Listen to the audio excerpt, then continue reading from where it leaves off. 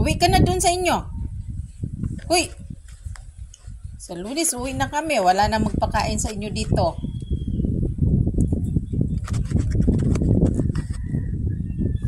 Mga labit pa naman to pag hindi na pag hindi bibigyan. Nangangalabit to. Kalabitsing to si Kalabitsing. Sana yung isang mamadog.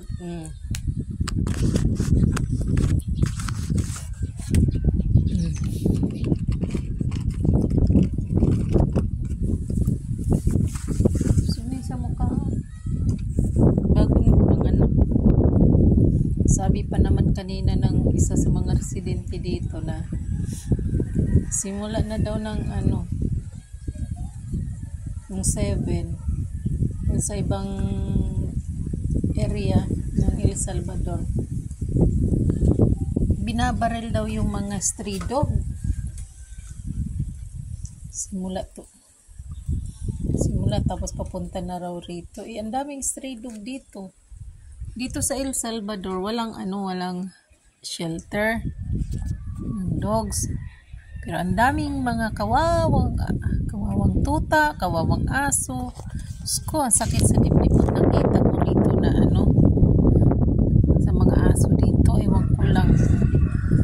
Ang iba, nasa sagasaan na lang.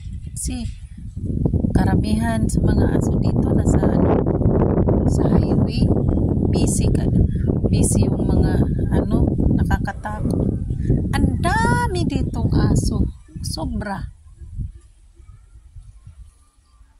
Wala pang shelter dito.